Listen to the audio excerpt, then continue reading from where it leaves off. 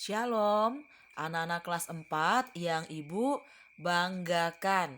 Kemarin kita sudah mulai di hari Senin, yaitu teman-teman yang tatap muka di sekolah ada 8 orang.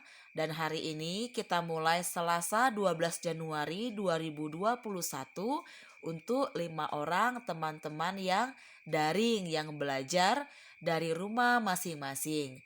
Anak-anak, hari ini kita masuk ke tema 6. Tema 6 yaitu cita-citaku. Anak-anak sudah siapkan buku paketnya, buku LKS-nya, dan buku catatan serta latihannya? Ya, so pasti sudah ya. Kalau sudah, mari anak-anak semua tunduk kepala, kita berdoa. Tuhan Yesus, terima kasih buat pagi ini sudah berkati anak-anak kelas 4 siap di rumah untuk belajar. Pagi ini kami mau belajar Tuhan, berkati kami, jadikan kami anak-anak yang pintar. Terima kasih Tuhan, haleluya, amin.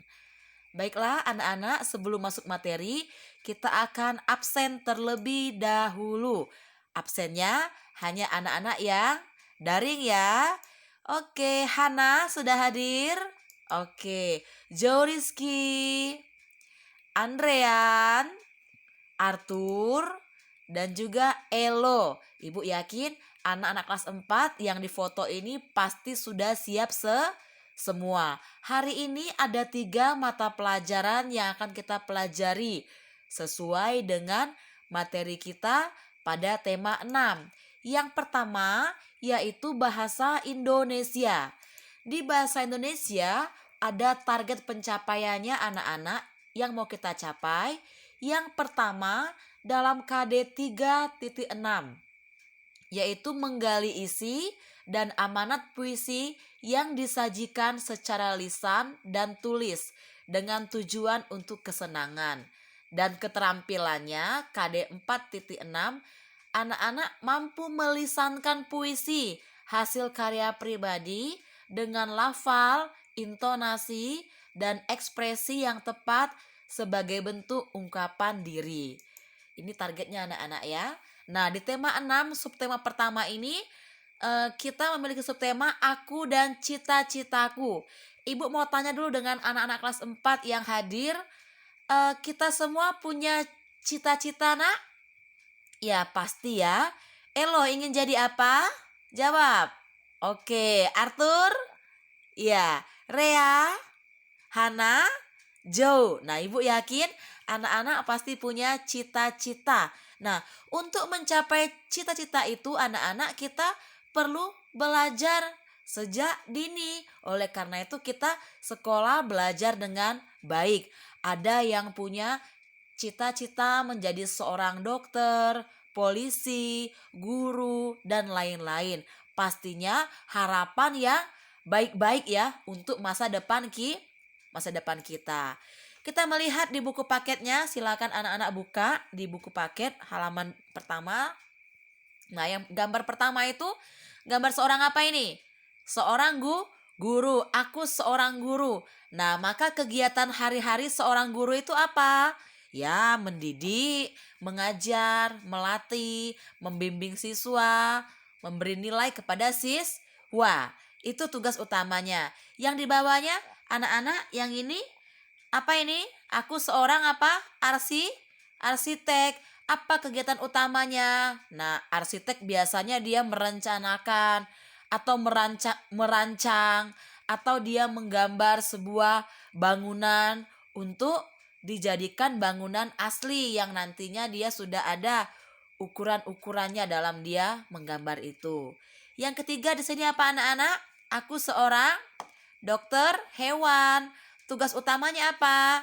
Ya tentu kalau ada hewan yang sakit dibawa ke dokter hewan. Dokter hewan mengobati dan merawat hewan yang sakit itu. Nah mungkin kalau anak-anak punya cita-cita menjadi seorang polisi, kegiatan utamanya apa? Tentu menjaga keamanan lingkungan sekitar dan lain-lain. Paham ya anak-anak? Oke, kita masuk materi kita yang pertama, yaitu puisi. Apa arti puisi? Ayo kita baca sama-sama ya. 1, 2, 3. Puisi adalah karya sastra yang menggunakan kata-kata indah dan kaya makna. Ini Ibu harap anak-anak bisa hafal ya. Puisi itu karya sastra yang menggunakan kata-kata indah ya. Jadi bukan kata-kata biasa. Selain kata-kata indah, kata-kata yang penuh dengan makna, yang kaya dengan makna. Puisi di sini anak-anak, contohnya di sini Bu, bacakan ya judulnya. Cita-citaku. Anganku melayang ke masa depan, aku ingin menjadi seorang guru. Guru adalah pejuang ilmu di garis depan. Guru tanpa pamrih berbagi ilmu. Aku akan berusaha menggapai cita. Takkan lelah ku mencari ilmu. Tak mau ku berpangku tangan saja demi tercapai cita-citaku. Nah, anak-anak dari sini sampai sini merupakan baris puisi. Begitu juga yang kedua ya. Dari sini sampai sini tuh baris puisi. Nah, jadi pada yang pertama ini ada berapa baris nak? 1, 2, 3, 4. Ada 4 baris puisi. Sedangkan kumpulan dari baris puisi itu namanya bait puisi. Ya, jadi di sini kita perhatikan kumpulan dari kata-kata dalam puisi disebut apa tadi nak? Kumpulan dari kata-kata disebut baris puisi. Yang ini ya, kumpulan dari kata-kata. Kemudian yang kedua, kumpulan dari baris puisi disebut bait puisi. Ini diingat ya, biasanya di ulangan ini keluar. Nah, kemudian yang kedua, dari tema tadi kita mau lihat bagian akhirnya, bagian ujungnya. Di sini ada an ya, an. An ini kita mau sama-sama dengankan A ya. U sama dengan B. An lagi sama dengan A. U sama dengan B. Kenapa Bu sama dengan B? Kita mau lihat sajak pada akhirnya. An baris pertama dan ketiga memiliki sajak sama. A. 2 dan 4 itu B. Jadi, nah apa yang dimaksud dengan kata paling belakang ini?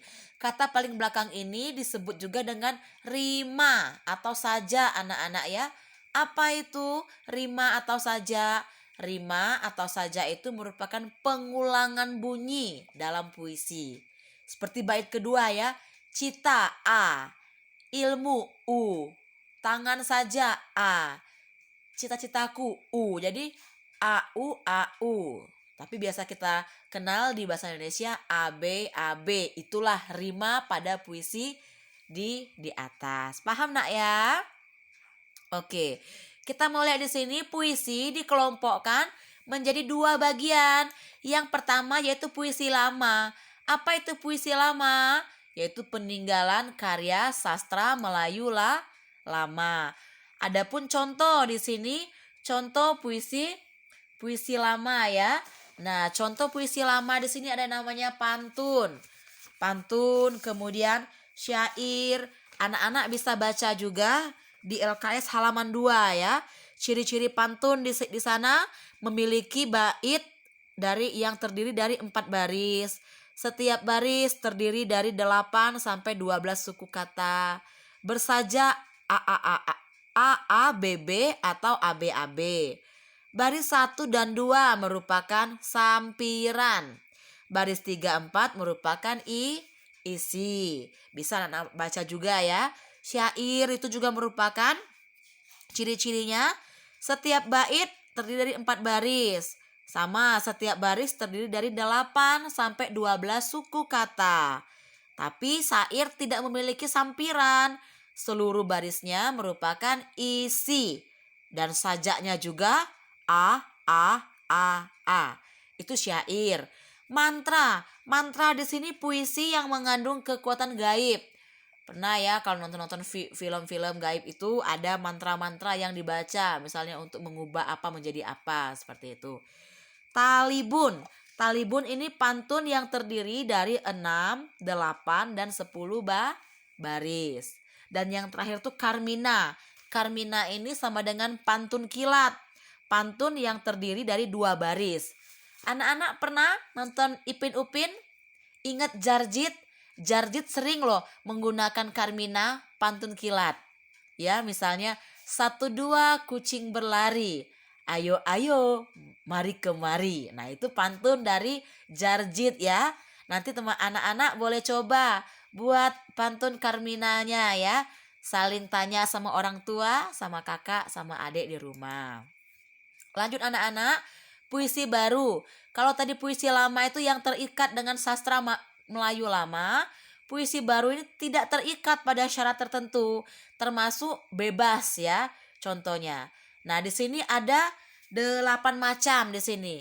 Bisa lihat juga di LKS, distikon itu 2 baris seuntai, terzina, kuatren, queen, sektet, septima, stanza, dan sonata. Tapi di sini sektet dan sonata biasanya keluar di ulangan ya.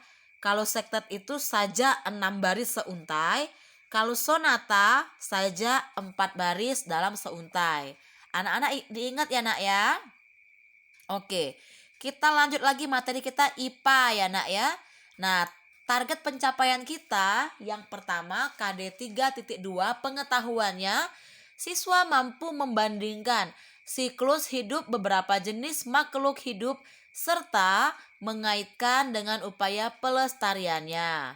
Kemudian KD 4.2, siswa mampu membuat skema siklus hidup beberapa jenis makhluk hidup yang ada di lingkungan sekitarnya dan slogan upaya pelestariannya. Nah, kita lihat di sini anak-anak, yang gambar paling atas ini yang pertama ini gambar apa? Kucing. Kita mau lihat daur hidup kucing.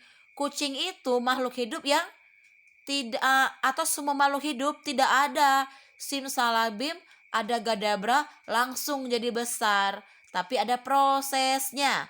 Kucing itu yang pertama dia anak kucing. Anak kucing baru lahir kecil, jadi kucing remaja nomor 2. Kemudian kucing dewasa yang besar. Demikian juga yang ini ayam ya. Ayam itu pertamanya telur. Telurnya itu sebelum menetas kan dierami dulu. Berapa hari nak? 21 hari dierami oleh induknya. Setelah itu menetas nomor 2 jadi anak ayam. Cicit cicit. Kemudian 3 menjadi ayam muda, dia ya ayam remaja. Baru yang keempat menjadi induk ayam atau ayam jago atau bapak ayam yang besar. Itulah namanya proses atau siklus hidup hewan. Nah, kita mau lihat di sini anak-anak. Nanti anak-anak bisa baca juga dalam LKS-nya. Dalam LKS-nya di sini pada halaman 7 ya, ayo membaca. Di buku paketnya halaman 7, anak-anak bisa baca juga sebelum nanti melanjutkan materinya tentang siklus makhluk hidup. Di sini kita mau melihat bersama-sama anak-anak apa itu daur hidup atau siklus hidup. Nah, yaitu seluruh tahapan pertumbuhan dan perkembangan makhluk hidup dari dia lahir atau menetas hingga dia dewasa, bahkan hingga dia meninggal. Kemudian daur hidup setiap hewan itu berbeda nak. Ya kayak tadi kucing ya sama ayam berbeda. Kalau kucing melahirkan, kalau ayam bertelur dan lain-lain. Selain itu ada juga hewan yang mengalami metamorfosis sempurna. Atau ada juga hewan yang mengalami metamorfosis dan ada juga hewan yang tidak mengalami metamorfosis ya. Jadi yang mengalami metamorfosis itu contohnya kupu-kupu, dan yang tidak mengalami ya seperti tadi misalnya kucing tidak mengalami metamorfosisnya, hanya daur hidup. Kita melihat anak-anak, apa sih arti metamorfosis? Ya, metamorfosis adalah perubahan bentuk tubuh hewan dari awal menetas atau lahir hingga dewasa. Jadi perubahan bentuk tubuh hewan itu ada yang mengalami perubahan anak-anak ya. Kita melihat metamorfosis terbagi jadi dua, yaitu metamorfosis sempurna dan metamorfosis tidak sempurna. Nah, yang sempurna itu contohnya apa? Hewan yang baru menetas atau lahir, ini ya digaris bawahi, bentuk tubuhnya berbeda dari induknya. Nah, itu yang sempurna ya. Bentuk tubuhnya baru menetas itu atau lahir itu hewan berbeda dengan induknya. Kalau metamorfosis tidak sempurna, hewan yang baru menetas atau lahir bentuk tubuhnya hampir sama dengan induknya, sehingga dia metamorfosis tidak sempurna. Contohnya anak-anak yang sempurna, kupu-kupu, lalat, nyamuk, katak, dan lain-lain. Yang tidak sempurna, kecoa, belalang, dan lain-lain. Nah, ini contohnya kupu-kupu. Mengapa disebut mengalami metamorfosis sempurna? Nah, kita perhatikan di sini. Ini telur. Saat telur menetas, dia nggak langsung jadi kupu-kupu loh anak-anak, tapi jadi ulat. Nah, ibu tanya, saat dia jadi ulat dan kupu-kupu, apakah bentuknya ini sama? Berbeda kan? Itulah hewan yang baru menetas dengan induknya berbeda. Itulah metamorfosis sempurna. Setelah menjadi ulat, itu pupa atau kepompong ya. Sudah kepompong baru kupu-kupu. Yang kedua itu belalang. Kita lihat, belalang di sini telur. Dari telur di sini nimfa. Nimfa ini sudah bentuknya kayak belalang tapi kecil. Nimfa lagi. Nimfa lagi. Nimfa lagi. Baru menjadi belalang dewasa atau imago, baru menjadi induk belalang yang mampu menghasilkan telur. Sehingga belalang yang baru menetas ini dengan induknya hampir sama bentuknya, sehingga disebut mengalami metamorfosis tidak sempurna. Nah, tugasnya BI dan IPA. Yang pertama anak-anak, materi yang ibu jelaskan tadi disalin di buku catatan. Dan ibu akan nilai kerapian tulisan. Karena catatan kemarin saat ibu mengecek saat ujian akhir semester 1, banyak anak-anak yang tulisannya masih kurang-kurang. Dan maaf, masih belum rapi. Seharusnya sudah kelas 4, tulisan bisa lebih rapi. Jadi materinya disalin dan ibu akan nilai ya dalam bentuk foto. Tugasnya LKS halaman 5, uji kompetensi 1 bagian A dan B. Nah, tugas ini dikerjakan bukan dalam waktu sehari anak-anak ya. Ibu kasih waktu 2 hari, yaitu hari Selasa sampai Rabu. Dan hari Kamis nanti tugas baru lagi yang akan ibu berikan dengan materi yang baru. Paham ya? Oke. Kalau paham, kita lanjut matematika. Target pencapaian kita di matematika yaitu KD.8, siswa mampu menganalisis sifat-sifat segi banyak beraturan dan tidak beraturan. Keterampilannya, siswa mampu mengidentifikasi segi banyak beraturan dan segi banyak tidak beraturan. Kita mau lihat bersama-sama anak-anak. Segi banyak, apa sih segi banyak? Anak-anak bisa lihat ini di buku paket halaman 103 ya. Kenapa Bu kita lompat jauh nih 103? Karena emang buku ini dari semester 1. Tapi ada satu materi KPK yang belum kita pelajari. Tapi kita akan pelajari ketika akhir selesai materi semester 2. Kita akan lanjut menyelesaikan materi yang tertinggal di semester 1. Segi banyak merupakan bangun datar yang dibatasi oleh ruas garis tertutup. Contohnya nanti bisa kita lihat persegi, persegi panjang, jajar genjang dan lain-lain anak-anak ya. Nah, kita lihat di sini. Ini contoh segi banyak. Ada yang segi banyak, ada yang bukan. Nah, dari arti di sini bangun datar yang dibatasi oleh ruas garis tertutup. A, yang A ini segi banyak bukan?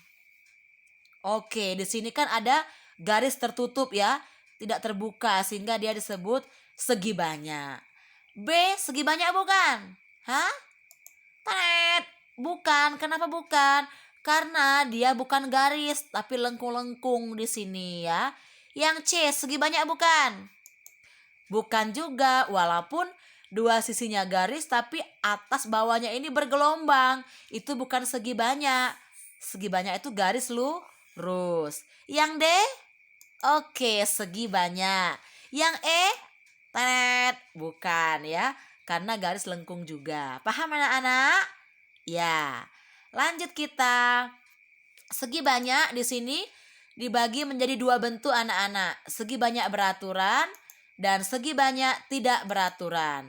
Segi banyak beraturan merupakan segi banyak yang memiliki jumlah sisi dan banyak sudutnya sama. Kemudian panjang sisi dan besar sudut dalamnya sama besar. Contohnya segi 4 ya. Segi 3 sama sisi, segi 5, segi 6. Nah, banyak sisinya sama, sudutnya sama, panjang sisinya sama, dan besar sudutnya sama. Sementara segi banyak tidak beraturan, banyak sisi dan sudutnya sama, tetapi panjang sisi dan besar sudutnya berbeda atau tidak sama.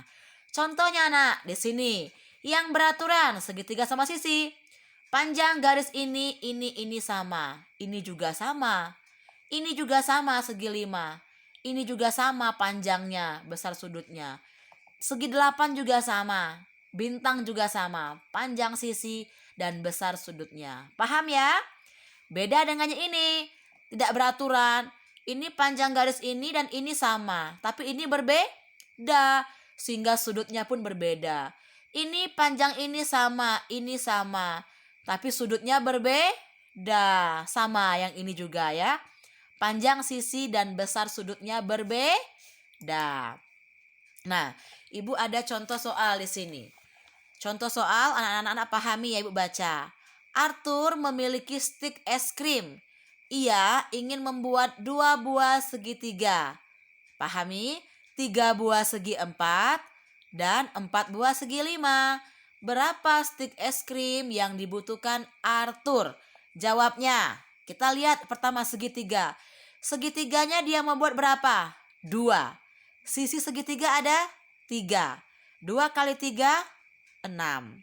Segi 4-nya nak dia mau buat 3. 3 kali 4, 12. Segi 5-nya nak 4. Dia mau buat kali 5, 20. Sehingga stik es krim yang diperlukan Arthur tambahkan 6 tambah 12 tambah 20. Jumlahnya 38 stik es krim yang dibutuhkan Arthur. Nanti kalau Ibu kasih soal-soal lain, bisa anak-anak pahami? Bisa ya. Misalnya tusuk sate, lidi kore, itu bisa ya. Paham ya? Oke. Tugas matematika kita tetap sama. Materi disalin di buku catatan dan Ibu nilai kerapiannya ya. Tetap ya Ibu nilai kerapiannya. Jadi waktu kita 2 hari, anak-anak bisa lebih santai mengerjakan. Kemudian LKS halaman 9, uji kom 1, bagian A saja. LKS matematikanya nak ya. Nah tugasnya sama dikerjakan dalam waktu 2 hari, Selasa dan Rabu. Harapan Ibu tugas tidak ditumpuk. Terakhir dikirim hari Rabu ya. Supaya anak-anak tidak repot menumpuk tugas sehingga nanti malas untuk mengerjakannya. Paham anak-anak? Ya Ibu harap anak-anak tetap semangat dan mengerjakannya tidak usah terburu-buru. Kita punya waktu 2 hari. Tetap Ibu nilai semua yang dikumpulkan ya. Oke, karena teman-teman yang tatap muka juga di sekolah sama. Ibu suruh menyalin catatan dan juga mengerjakan tugas-tugas dan juga ada PR-nya juga di hari besoknya. Oke, demikian anak-anak materi kita pada hari ini. Tetap semangat, jaga kesehatan, dan terus andalkan Tuhan. Terima kasih, Tuhan Yesus memberkati.